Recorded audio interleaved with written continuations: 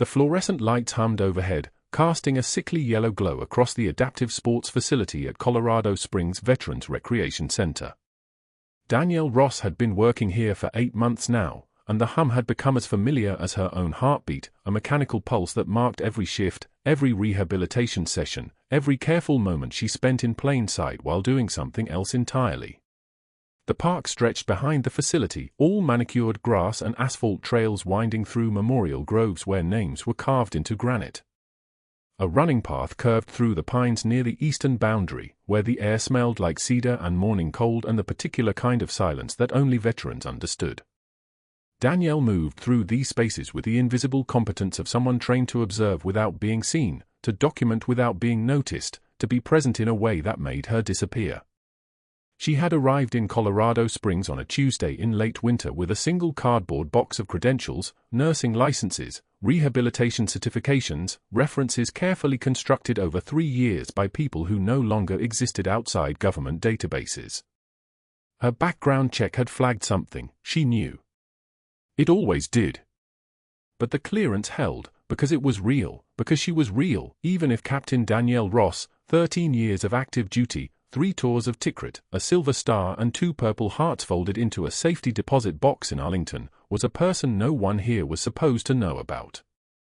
The Veterans Recreation Center was perfect cover. Quiet. Structured. Full of broken people who understood the difference between what you said and what you did. The adaptive sports programs ran on a budget held together by paperwork and promises. Program Director Kent Mercer managed it all with the air of someone accustomed to being the smartest person in any room, tailored polo shirts, expensive watch, hair that grayed in just the right places. He controlled the rehabilitation schedules, the equipment requisitions, the therapy hour certification submitted to the VA. He knew exactly how much money could move through these systems without triggering audits. Danielle's job was to notice if he kept noticing. She had spent 8 months cataloging discrepancies. Phantom equipment purchases. Therapy hours that didn't match actual patient schedules. Authorization forms missing signatures. The numbers were clean, too clean, which made them visible if you knew how to look. She had learned how to look in places where the difference between seeing and not seeing meant whether your Marines came home or didn't come home. The work here was simpler. Just paperwork. Just patterns. Just the quiet accumulation of evidence that would eventually be forwarded to people who existed in unmarked buildings in the district. The rehabilitation pavilion occupied the north end of the facility, an open-air structure with a rubber floor and equipment racks along 3 walls. Danielle spent most of her shifts here, moving between veterans recovering from spinal injuries, prosthetic adjustments, cardiac rehabilitation protocols. She wore scrubs in clinical blue, sensible shoes, her dark hair pulled back in a style that suggested she was serious about her work. Her hands were steady. Her voice was soft. She apologized often and smiled rarely. Everything about her was calibrated to be forgotten within 3 minutes of conversation. What nobody saw were her hands. They were scarred in ways that most nurses' hands were not. A thin line across her left palm from a ricochet shard in Ramadi. A webbing of damage on her right wrist from the time she had pulled a corpsman out of a Taliban-prepared IED crater in Sanjan Valley. Fingers that had held pressure points on wounds too extensive to survive, who had performed emergency surgical interventions on tile floors under fire, whose muscle memory was for procedures that didn't appear in standard nursing textbooks. She had learned needle decompression for tension pneumothorax on a sergeant whose lung had collapsed during a patrol ambush. She had done it right. He had lived long enough to call his mother from Landstuhl. The park's running trail began at the eastern edge of the facility grounds, a 3.2-mile loop that wound through pine and aspen. It was August, and the afternoon heat pressed down like a weight, making the air shimmer above the asphalt. Danielle had just finished documentation on a new patient's rehabilitation intake when Mercer's voice drifted over from his office, loud enough to carry but not quite directed at anyone in particular. He was talking about supply orders, about efficiency, about how some people didn't understand the realities of managing a facility that served hundreds of veterans annually. She didn't look up from her notes. She didn't react. This was part of the pattern she had been learning since week 2, his mounting agitation with her presence, the way his jaw tightened whenever she asked about inventory discrepancies, the edge in his voice when she submitted supply requests that required his authorization. He knew something was wrong. He didn't know what. Fear made him loud. At 16:38, the first alert came through to her phone, internal facility notification. Veteran down on the running trail. Possible cardiac event. EMS dispatched, 12 minutes out. She moved before thinking, because thinking slowed down people who had learned that speed was survival. Her emergency pack was in her locker, the one she'd requested through proper channels, the one that contained equipment that a rehabilitation nurse at a public park might theoretically need. A 14-gauge angiocath needle. Portable oxygen. Field equipment that wasn't authorized but had never been questioned because nothing about her raised questions. The trail was a quarter-mile back through the memorial grove. Her shoes crunched on gravel. The pines blocked the worst of the heat. She heard the breathing problem before she rounded the last turn, the distinctive stridor, the desperate gasping of a person whose lungs were filling with air that had nowhere to go. He was down on the asphalt, a gray-haired man in running clothes, his face the color of old concrete. His chest wasn't moving right. One side of his rib cage was rising while the other stayed flat.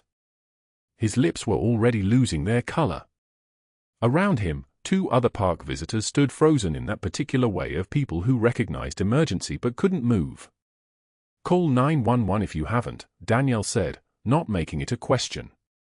She was already on her knees, her hand finding his wrist, feeling for a pulse that was there but barely, hammering like something small and panicked trying to escape a cage. The man's eyes were open and aware.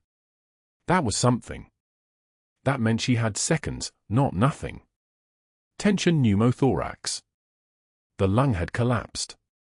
Air was trapped in the chest cavity, pushing against the heart and lungs, collapsing everything into stillness. He needed decompression. He needed a needle. He needed it now. Her fingers moved. Training took over, the kind of training that lived in muscle rather than thought. Second intercostal space, mid-clavicular line. The needle went in smooth, a swift angle, and then the hiss of air escaping, that sound like a tire releasing pressure, like the world's smallest relief. His breathing opened. His color started coming back. She kept her other hand on his chest, monitoring, counting, feeling for the moment when she could stop and stabilize. "What's your name?" she asked, her voice steady in the way voices get when they've given orders in worse circumstances. "Vincent." His breathing was evening out now. "Commander Vincent Hayes." The world narrowed to that name. Commander Vincent Hayes. The SEAL officer who had led her son's reconnaissance team in Tikrit. The man she had been placed here to monitor. The man whose cognitive status had been flagged for a security briefing about his upcoming promotion to base command. The man whose medical records required an assessment that couldn't come through official channels because 3 reviews had already cleared him medically and the Pentagon had other questions that medical reviews didn't answer. She had been looking for him to see if his thinking was compromised. Instead, she had found him collapsing on a trail, needing the one thing she could give him. "Stay still," she said, because he was trying to sit up. "EMS is for minutes out. Your lung collapsed. I've decompressed it. You're going to feel sore. You're going to be fine." His eyes found hers, and something flickered across them, recognition, maybe, or just the clarity of someone who had survived long enough to notice when someone knew how to save a life. His chest rose and fell in rhythm now. The panic had left his face. She kept her hand on his shoulder, steady and present, and she didn't let herself think about the sealed orders in her apartment or the fact that this moment had just made everything more complicated. The ambulance arrived at 16:51, red lights painting the pines in rhythm. The paramedics moved with the brisk efficiency of people trained to take over scenes. Danielle stepped back, let them work, answered their questions in the measured tones of a park rehabilitation nurse who happened to be nearby and had basic emergency training. She didn't tell them about needle decompression. She didn't mention the angiocath. She simply said she had been on the trail when she heard him, and she had made sure he was breathing, and she had called 911. He was loaded into the ambulance. The paramedic thanked her for her help. The other park visitors dispersed. Danielle stood on the asphalt as the ambulance pulled away, its sirens fading into the afternoon heat, and she understood that everything had changed in the time it took air to escape from a collapsed lung. She had just met her son's commanding officer, and he was going to recognize her when his mind cleared. And everything she had been built to do here was about to become much more personal. The humidity rolled off the park in waves that August afternoon, the kind of Colorado heat that made the asphalt shimmer and the sprinklers hiss like snakes in the grass. Danielle had been at the Colorado Springs Veterans Recreation Center for 8 months now, 8 months of watching the adaptive sports pavilion fill with soldiers whose bodies had been reassembled piece by piece. 8 months of perfect documentation. 8 months of noticing things that didn't add up. The inventory discrepancies started small. A 14-gauge needle decompression kit billed twice in 1 week. 6 hours of therapy logged for a patient who'd only attended 1 session. Missing authorization forms for equipment purchases totaling $17,000. She'd flagged them all, filed them, asked questions during meetings that made people shift in their seats. And that's when Program Director Kent Mercer began to look at her differently. Not angry. Calculating. Like she was a variable in an equation that no longer worked. Mercer had the kind of face that privilege built, sharp cheekbones, teeth too perfect, the kind of tan you only got from vacations in places most people couldn't afford.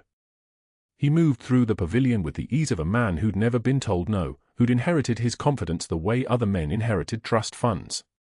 His brother-in-law owned a medical supply company called Pinnacle Distributors. Danielle had noticed the invoices. She'd noticed the markups. And Mercer had noticed that she'd noticed. The staff meeting happened on a Thursday morning in the park's main pavilion, 20 colleagues scattered across folding chairs under the corrugated steel roof. The thermometer on the wall read 92 degrees. The air felt thicker than it should have, the kind of atmosphere that precedes a storm. Mercer stood at the front with his tablet, his voice carrying the casual cruelty of a man conducting a performance. "I want to talk about patient care standards," he began, his eyes moving across the room until they found her. "Some of us approach this work with an academic mindset. Theory. Protocols. Endless documentation." He paused. The room held its breath. "Danielle, would you stand up, please?" She stood. Her hands were steady. Her breathing even. Around her, 2 nurses exchanged glances. One looked away. "Danielle believes that filling out forms matters more than connecting with our veterans," Mercer continued, moving closer. Her academic approach to real-world caregiving is honestly impressive in its impracticality. When a patient needs human warmth and encouragement, she's checking boxes. When someone needs a nurse, she's worrying about authorization forms. 20 faces turned toward her. 20 people watching to see if she would crack, if she would defend herself, if she would give Mercer the reaction he was hunting for. She didn't. She simply looked at him the way someone might look at a piece of furniture they'd been asked to move. Empty. Present. Unmoved. "You can sit down," Mercer said, and there was a flash of something ugly in his expression, frustration, maybe, that the show hadn't landed the way he wanted. "Let's move on." But the performance wasn't finished. It never was with men like Mercer. 3 days later, near the tennis courts where the vending machine stood in a row like a chorus of bright plastic sentries, she was feeding dollar bills into the water dispenser when his voice found her from behind. "Rough day?" She didn't turn around. "Just thirsty." "You know, I've been thinking about your future here," Mercer said, his tone conversational, which somehow made it worse than anger. "Maybe the recreational therapy environment isn't your strength. Have you ever considered something more suited to your skill set? Nail salon work, perhaps. Much less documentation required. You'd probably excel at that." The water bottle dropped into the dispenser with a plastic click. She retrieved it. Around them, 3 other staff members pretended not to hear. One actually looked at the sky. Another suddenly became very interested in their shoelaces. The thing is, Mercer continued, moving to stand beside her, we value teamwork here. Flexibility. Adaptability. Not everyone can make that transition from the academic world to the real human work of healing. She opened the bottle and drank. The water was cold. The taste was nothing. She felt nothing. The professional mask remained in place, calm, neutral, the expression of a woman simply staying hydrated between shifts. But beneath it, in the part of her that lived alone with the memory of Tikrit and blood on desert sand, something else was happening. Calculation. Assessment. The same cold clarity that had kept her alive for 18 months in a war zone. One more thing, Mercer said as he turned to leave. If I see one more pointless supply request filed by your name, I'll have security escort you off the grounds. We clear? It wasn't a question. It was a threat delivered with the casual confidence of someone who believed consequences were things that happened to other people. Crystal, she said quietly, and watched him walk back toward the pavilion, his shadow long against the asphalt. The next day, she found an email in her inbox from hospital administration. A formal notation about a complaint filed regarding her documentation methods. The complaint was unsigned but dated from 3 weeks earlier, before she'd even flagged the discrepancies. She scrolled through her own records. Everything she'd noticed, every question she'd asked, had been documented with date stamps and time codes. Mercer had been building his case against her from the beginning. Watching. Waiting. Planning. She'd been assigned to the Colorado Springs Veterans Recreation Center for a reason. 6 months of deep-cover nursing credentials, a carefully constructed work history, clearances processed through channels that didn't officially exist. Her job wasn't to rehabilitate soldiers. Her job was to observe Commander Vincent Hayes, the Navy SEAL who'd led her son's reconnaissance unit in Tikrit, the man whose decisions during Operation Phantom Strike had determined whether her boy came home in a uniform or a flag. She was supposed to watch him quietly, note any signs of cognitive compromise that might affect his upcoming promotion to base command, and report back through channels that didn't appear on any organizational chart. But Hayes had collapsed on the running trail 3 weeks ago. His lung had folded in on itself, tension pneumothorax, the kind of thing that kills soldiers quietly on training runs. And she'd moved without thinking. 14-gauge needle. Second intercostal space. The hiss of air escaping. The color returning to his face. The muscle memory that 8 years of civilian nursing hadn't dulled. She'd saved him. And somewhere in that sequence of emergency actions, she'd compromised the mission. Because now Mercer was trying to destroy her credibility before Hayes could even recover enough to ask the questions that might lead him back to Tikrit and the faces he'd see in her face and in the certainty of her movements under pressure. She filed no more supply requests. She documented only what was absolutely required. She made herself smaller. It was a tactic she'd used before, in villages where watching and staying quiet meant survival. But smaller meant nothing to Mercer now. Smaller just meant he'd already won. 3 weeks into his campaign, she stood in the staff break room at 6:22 a.m., watching the coffee maker drip into a pot that had been too long in the sun-heated room. Through the window, the park sprawled out in shades of brown and green, the water features glinting like coins in the early light. Somewhere in those quiet facilities, Hayes was recovering. Somewhere in the administrative offices, Mercer was building his documentation case file, each page another brick in the wall he was constructing around her. The coffee finished brewing. She poured a cup. Black. No sugar. And then the phone on the wall rang, the park's emergency line, the one that cut through the standard voicemail system. But that wasn't the worst part. The humidity hung over the memorial grove like a living thing, pressing down on the afternoon group therapy session where Commander Hayes stood among 8 other veterans working through balance exercises on the grass.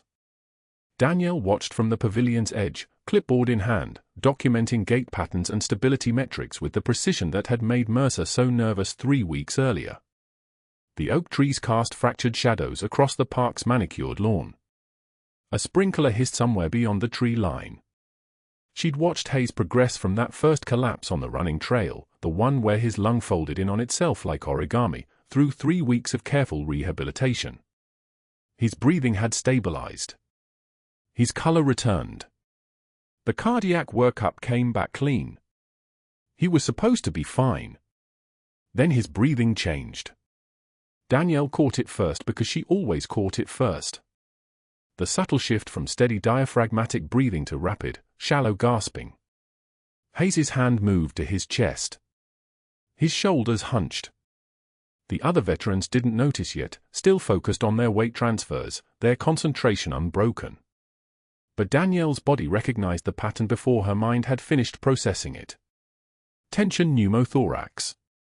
The same collapsed lung, the same one-way air leak that had nearly killed him on that trail.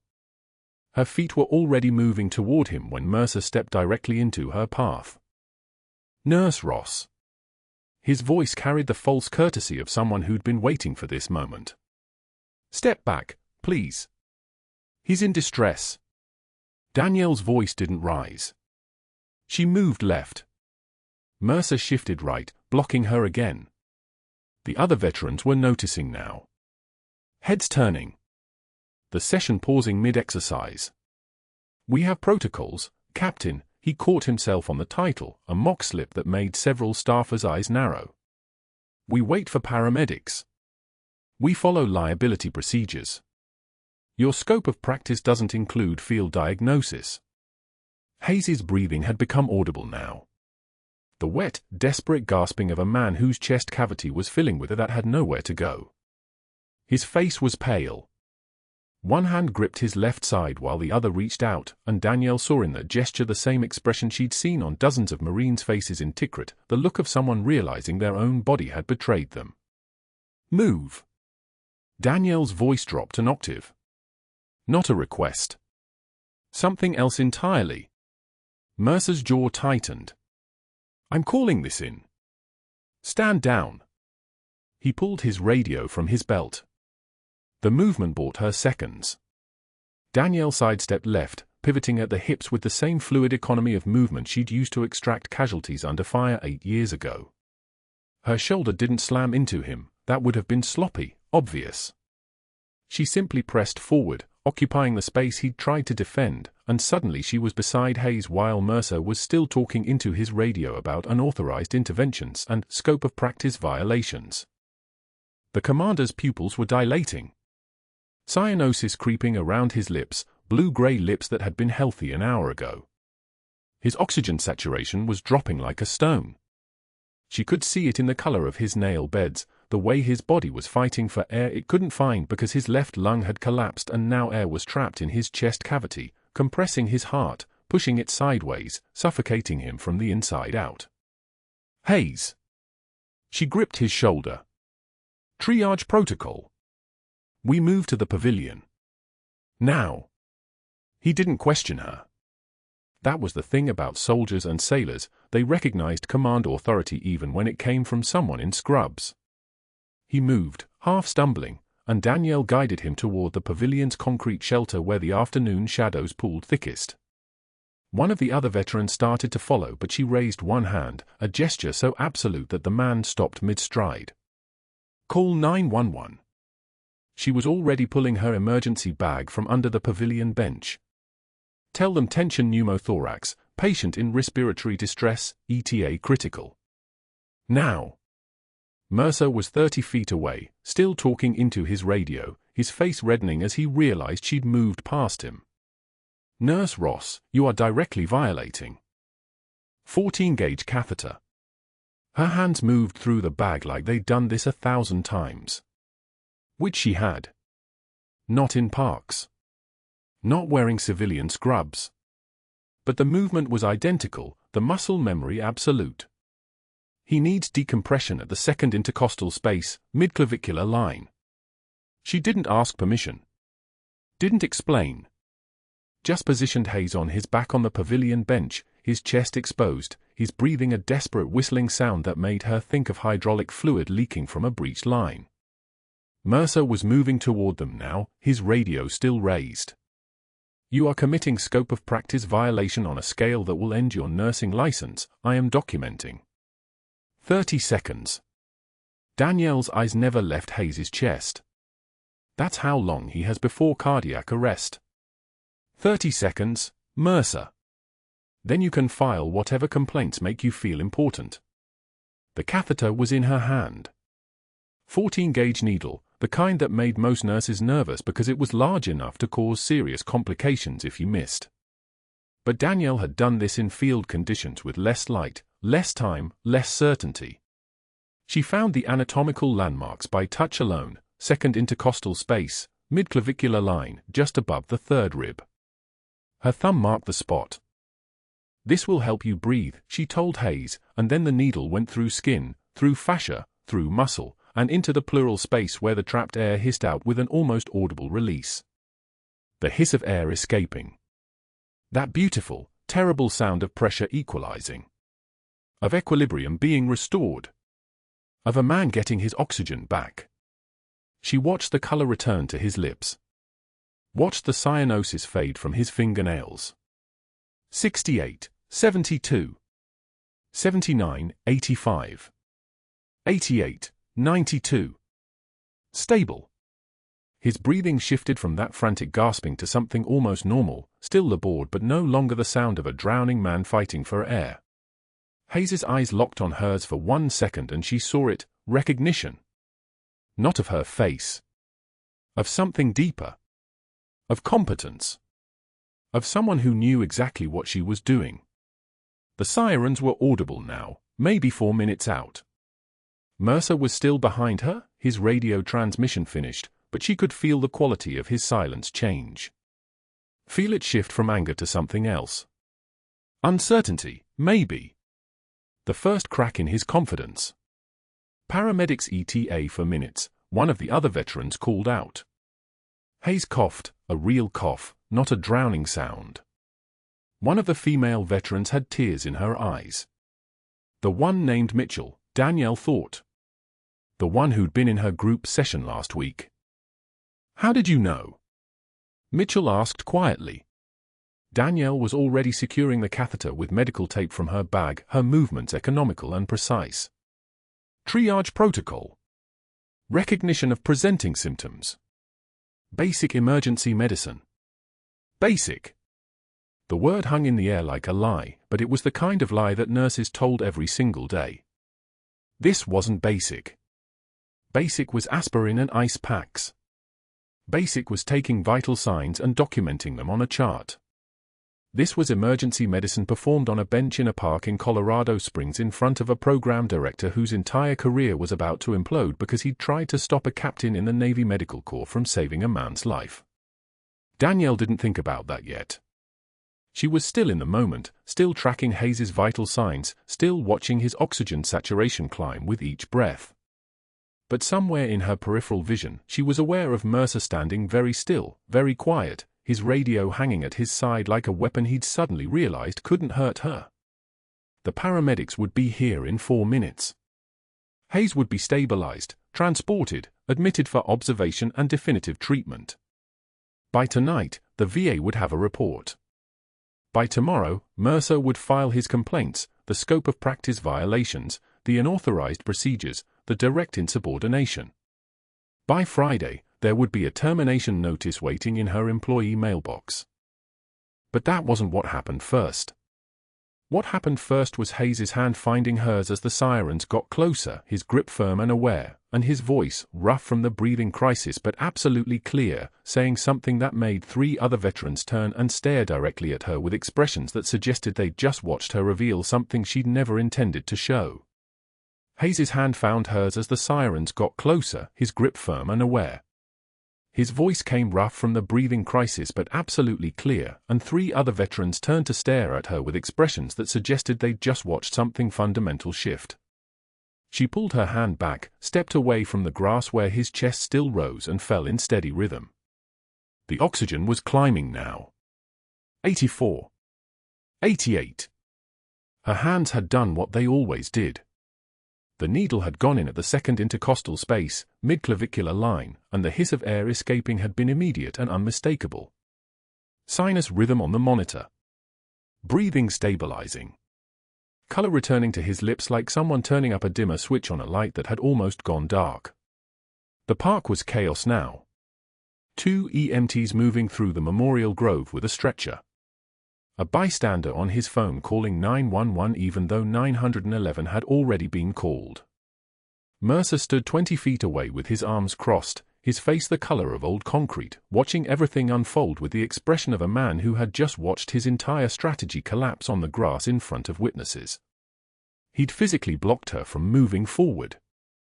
Invoked liability protocols. Cited scope of practice concerns. And she'd moved past him anyway with the kind of authority that came from muscle memory older than her nursing license, older than the cover story, and the 14-gauge catheter from her bag had done what 14-gauge catheters do when placed by hands that had performed the procedure on 3 continents in conditions a lot more hostile than a public park on a humid Colorado afternoon. Within 1 hour, Mercer was in the administrative office on the 2nd floor of the recreation center's main building. His suit jacket draped over a chair. His tie loosened. His hands moving through papers with the precision of someone who understood that documentation was his only remaining weapon. A formal complaint to the VA administration. A second complaint to the Colorado State Board of Nursing. Scope of practice violation, he wrote. Unauthorized emergency procedure. Patient intervention without explicit physician authorization. His fingers flew across the keyboard, constructing a narrative that transformed her meticulous documentation style, the very thing that had threatened his operation, into evidence of obsessive behavior, boundary violations, a pattern of overstepping. The fabrications came next. Late arrivals she'd never committed. He pulled dates from thin air.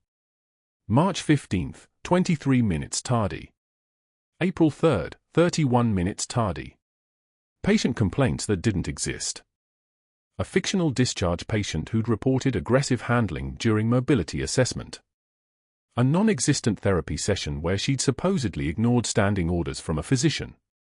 Equipment protocols she'd supposedly violated, authorization forms she'd supposedly failed to file.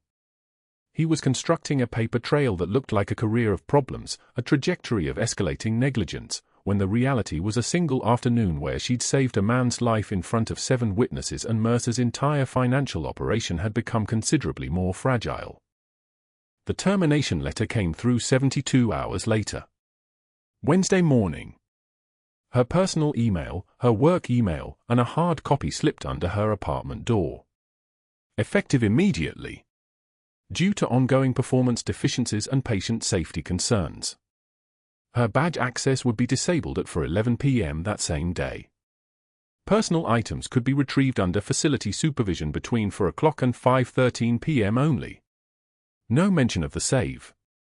No acknowledgement of the fact that Commander Hayes was currently in the ICU at Denver Presbyterian with stable oxygen saturation and a cardiothoracic surgeon's notation that the needle decompression had almost certainly prevented a catastrophic cardiac event. Mercer had weaponized her own expertise against her, transformed her competence into liability, and buried everything under procedures and regulations and the kind of bureaucratic machinery that didn't require truth to grind someone out of the system. It only required documentation. She could have fought it. She had lawyers. She had contacts. 3 phone calls to the right people and someone would have intercepted those files, corrected the record, and Mercer would have been the one clearing out his desk. But every step in that direction meant exposure. It meant activating networks. It meant explaining to a nursing board why a civilian nurse had performed an emergency procedure with the precision of someone who'd trained in trauma medicine at Fort Sam Houston. It meant opening classified files. It meant compromising the mission that had brought her to Colorado Springs in the first place, the observation assignment, the quiet assessment of Commander Hayes, the covert documentation of his cognitive status before his promotion to base command. The nursing job wasn't her career. The nursing job was her cover. And blowing that cover meant every month she'd spent in this facility, every hospital corridor she'd walked, every false friendship and patient interaction meant nothing but a failed operation. She cleared her locker at 4:15 p.m. on a Wednesday. Security officer named Patterson stood 5 feet away, watching her movements like she might pocket the automatic blood pressure cuff. The faded unit patch was there, the one she'd sewn into her jacket lining 7 years ago after Tikrit, after the extraction that hadn't made it into any official record, the patch from Charlie Platoon before it was deactivated. She held it in her hands for exactly 3 seconds. Then it went into the cardboard box they'd given her. The cracked Air Force Academy mug from her desk. The half-dead succulent that hadn't survived the fluorescent lighting. A framed photograph of her son in dress blues, the young officer who'd served under Commander Hayes in the same team that had extracted for wounded soldiers under fire in a city where extraction wasn't supposed to be possible. That photo went in the box too. Patterson didn't say anything as she carried the box past him. The badge was already deactivated. Her thumbprint wouldn't open the security door at the East Corridor. Her credentials had been scrubbed from the system. In the parking lot, the humidity was the kind that made breathing difficult, the kind that pressed down on skin and didn't let go. She sat in her car for 4 minutes. Just 4 minutes. Then she started the engine and drove 3 blocks south, to the bus stop across from the corner grocery store where she'd bought coffee sometimes on her days off. The rain started at 6:11 p.m. Not gradually. All at once. The kind of rain that came down in sheets, that hit the pavement like applause, that turned the bus shelter's plexiglass walls into something between transparent and opaque, between here and somewhere else. She sat on the metal bench with the cardboard box balanced on her lap. Her scrubs were soaked. Her hair was soaked. Her hands were steady, but something underneath her skin was trembling, not fear. She recognized the sensation immediately, not fear but restraint, the particular kind of physical pressure that came from holding everything down so hard for so long that the pressure itself became a separate thing, a force that needed somewhere to go. The box shifted. The photograph of her son slipped forward, his face visible through the side opening. Dress blues. Service stripe. The eyes of someone who'd already seen things that would mark him for life. She'd been sent to Colorado Springs to monitor his commanding officer. To assess Hayes's cognitive function in preparation for a promotion that would put Hayes in command of a submarine base with nuclear ordnance oversight. A routine intelligence evaluation. An assignment that was supposed to be quiet and unremarkable and complete by March. But Hayes had collapsed on a running trail, and her hands had moved before her mind caught up, and now the assignment was dead and her cover was blown and her son was still in dress blues and still serving under an officer whose neural status remained unconfirmed because she'd prioritized a man's life over her orders. She could throw the patch away. The box was right there. The rain was heavy enough that something dropped in the street wouldn't even be visible. She held the patch up, felt the weight of it in her palm, 7 grams of faded fabric, 7 years of embedded history, the identification mark of the unit that had extracted her from Tikrit when an operation had gone vertical fast and civilians didn't belong in that kind of vertical. The patch had been her anchor. Her private acknowledgement of who she actually was, underneath the scrubs and the civilian name and the covert assignment. She could let it go into the rain and become just a nurse again, just a civilian, just a woman sitting on a bus stop bench at 6:51 p.m. in Colorado Springs with a cardboard box and $17.32 in her checking account and no clear path forward. The headlights appeared first. Moving slow. The kind of slow that suggested someone looking for something. Or someone. The headlights were followed by the engine sound, a particular diesel note that didn't match any vehicle civilian most people would recognize. Then a second pair of headlights. Then a third.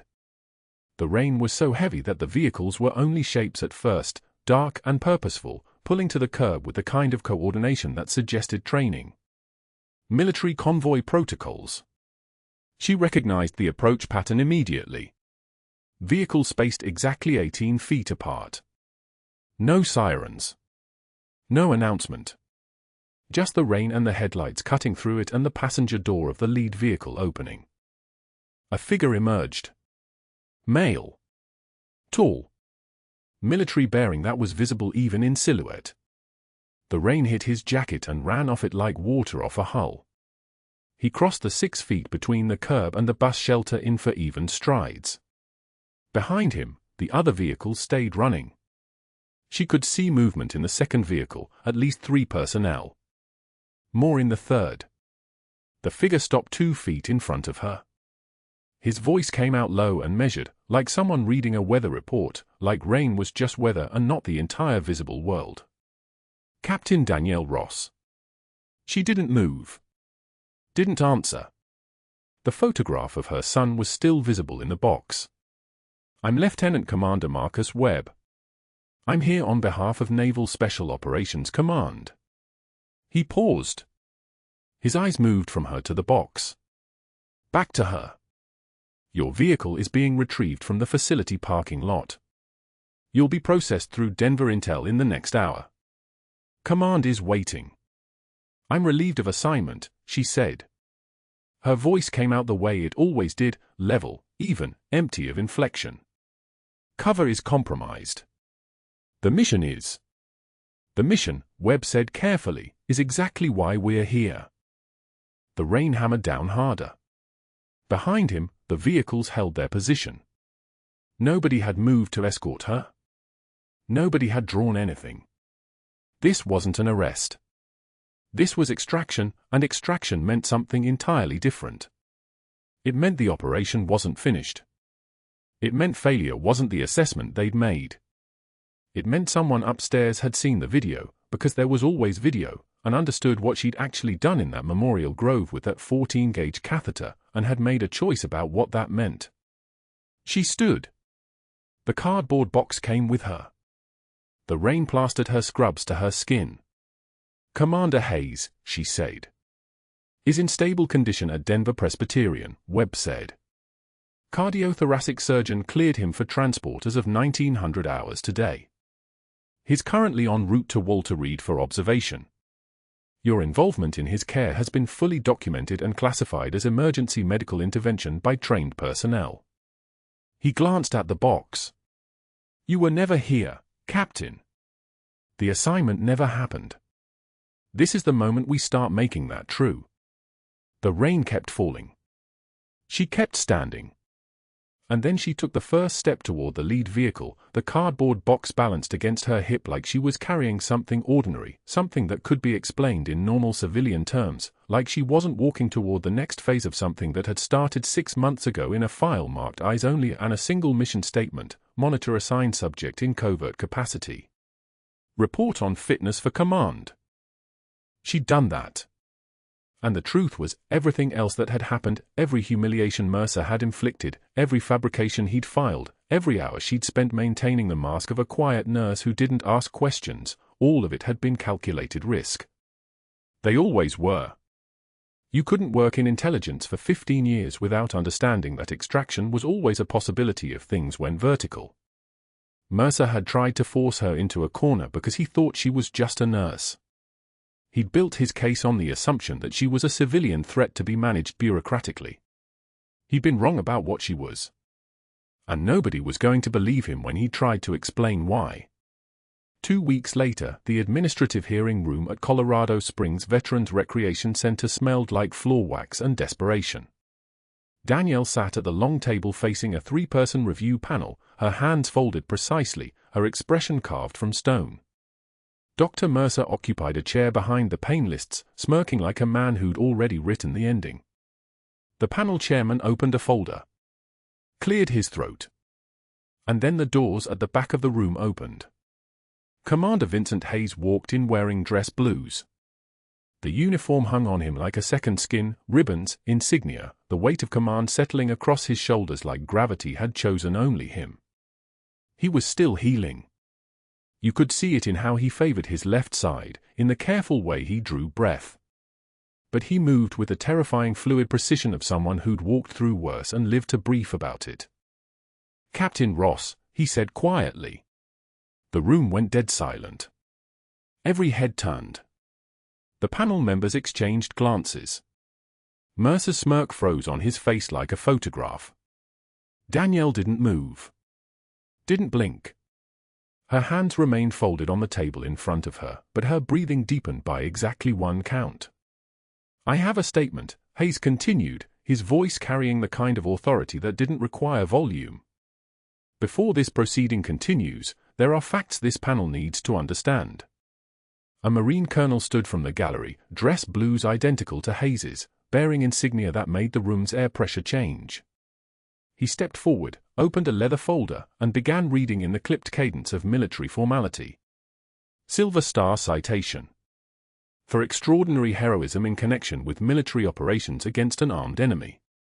He paused. Let that sink in. Then Lieutenant Danielle Ross. Tikrit, Iraq. 2016, extracted for wounded soldiers under direct fire while attached to SEAL reconnaissance unit. Maintain tactical composure under conditions exceeding standard medical protocol. Prevented casualty escalation through field interventions classified at the time. Citation approved by Joint Chiefs of Staff. Mercer's face had gone the color of old salmon. The colonel turned the page. His voice tightened. Classified medical intelligence assignment. Ongoing. Nature of assignment restricted by Department of Defense protocols. That was the moment Mercer understood. Not the words. The structure of them. The architecture of a lie he'd been pushing against for 8 months without knowing it was a wall. He surged to his feet, his chair clattering backward against the tile. This is fraud, he spat. Stolen valor. She's a nurse. A nurse who couldn't follow basic procedures, who, his voice climbed toward panic.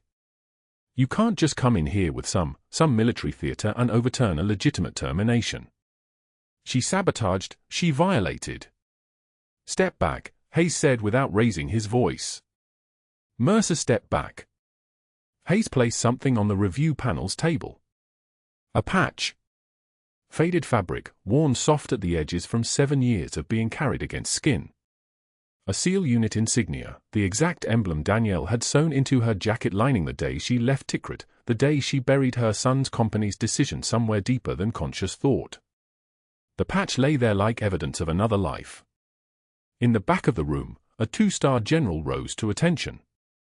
His uniform was a constellation of medals, the kind of chest that had been places. His right arm snapped across his body in a salute that had weight.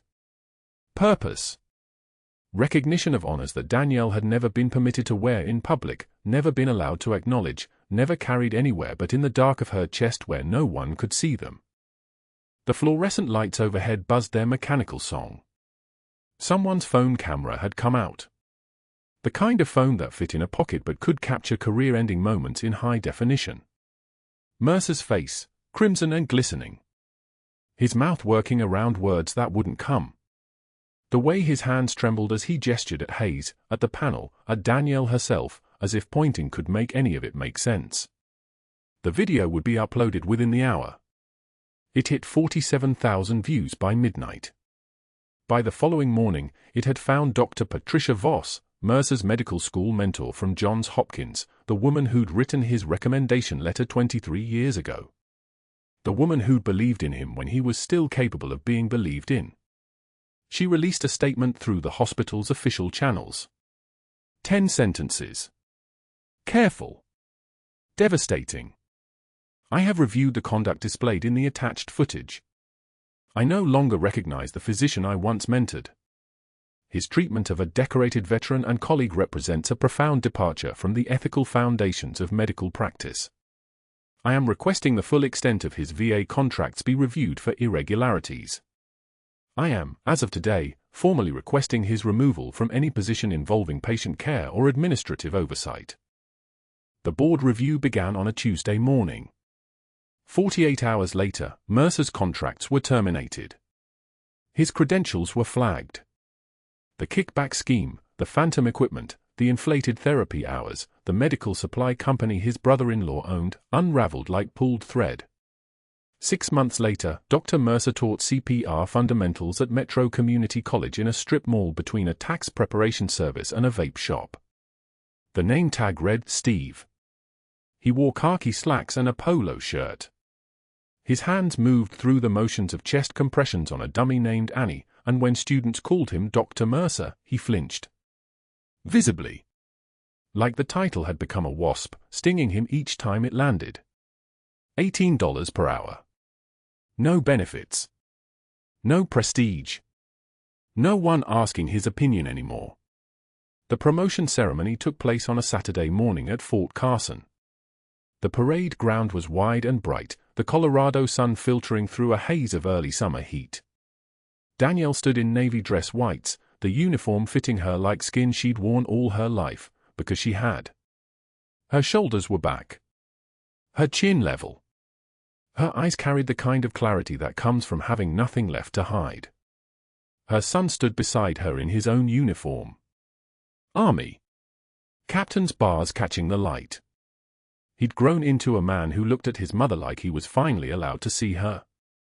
Really see her. Not the woman who packed his lunches and checked his homework, but the one who'd crawled through fire in Tikrit and come home carrying other people's weight on her shoulders. Commander Hayes stepped forward for his promotion. A superior officer pinned a new rank on his collar, silver oak leaves replacing the silver bars. Hayes looked directly at Danielle as it happened. Not with gratitude. With recognition. The way soldiers acknowledge each other across distances measured in years and missions and the kinds of secrets that require clearance to speak aloud. The park's fountain sparkled behind them, water catching light, cycling endlessly, giving back what it had been given. Morning dew still clung to the grass. Her son's hand found her shoulder, and they stood there in the brightness, three people wearing uniforms that meant something now. That had always meant something. That could finally be seen. The trembling wasn't fear. It was restraint. The kind that takes longer to build than any weapon. The kind that lets you stand in sunlight after living in shadows. The kind that lets you save someone's life twice without asking for recognition, because the recognition was never the mission. The mission was always just this, staying steady. Staying true.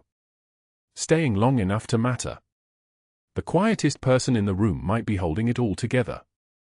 If you've ever been underestimated by someone who didn't know your true value, if you've ever had to hide who you really were to do work that mattered, if you've ever stood in the rain with a cardboard box and believed that somehow it would get better, subscribe to find the stories of people like Captain Danielle Ross.